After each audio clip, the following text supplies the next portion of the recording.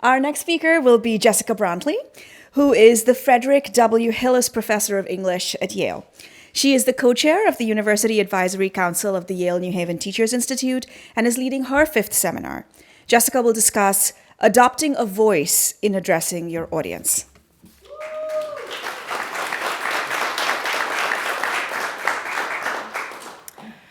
Thanks, Aisha, and hello, everyone. It's really nice to be back.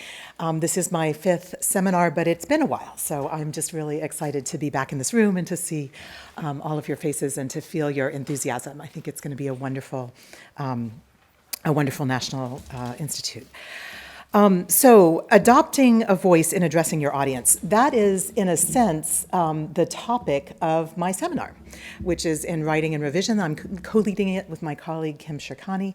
We're really excited to get into the nuts and bolts of writing, thinking with our fellows about how writing happens in their classrooms, which is to say that I could probably talk for about 20 hours, at least, on this topic. It is the topic of the seminar.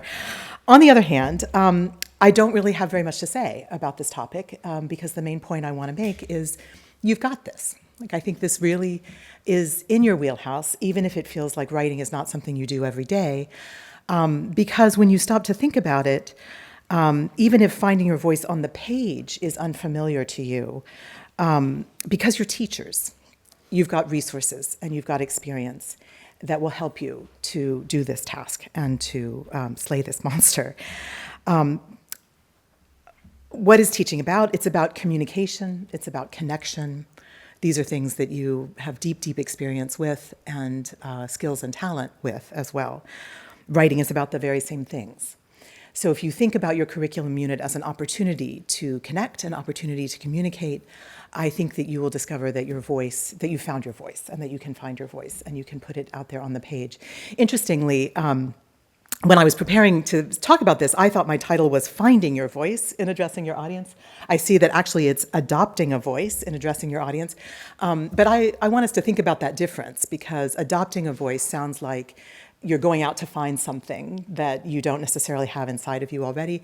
Finding your voice, I think, is really much more what it feels like, what I hope it feels like, to write something and to revise it, right? That you're kind of excavating ideas that you have, finding them, bringing them forth in such a way that other people can appreciate them and hear them and learn from them. So that is what I would say writing the curriculum unit is ideally about. Now, if your audience is students, when you're a teacher in the classroom and the communication, the connection is happening between you and them, then you're crossing a divide of some kind, right? I mean, it doesn't have to be the way Tim described a sort of bad seminar where one person knows everything and the other people in the room know nothing.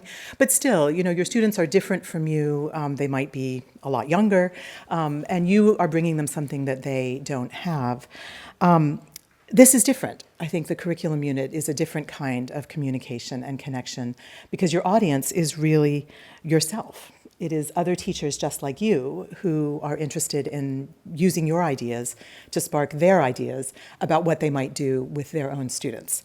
So as you write, think about what you would say to a colleague over lunch who is looking for inspiration about a certain lesson plan. Think about what kind of suggestions would help you as you think about planning for your students, things that have helped you maybe in the past. I also think it's helpful to read your writing aloud. This is something perhaps you already do, perhaps you encourage your students to do, but I think it puts us back in touch with that communicative aspect of writing, that it lifts the language off the page, and when you hear your own words, sometimes you become aware that you could say it better, you could communicate it more directly. So I think reading your writing aloud is really important. It reinforces that connection between speaking and writing, which I think is really important. Again, we're all very experienced speakers. We're very experienced in communicating face-to-face. What happens on the page doesn't have to be so different from that. Another thing I'd say, just as a kind of practical point, is I think it helps to get other eyes on it. That is, to ask a colleague for feedback. So to share the writing as you're doing it. This, I think, reminds us that writing is collaborative, ideally.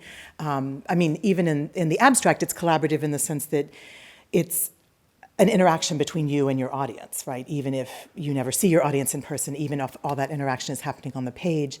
But I think in the best circumstances, it's collaborative in its creation as well. And writing in community can be a really, really powerful way to find your voice on the page.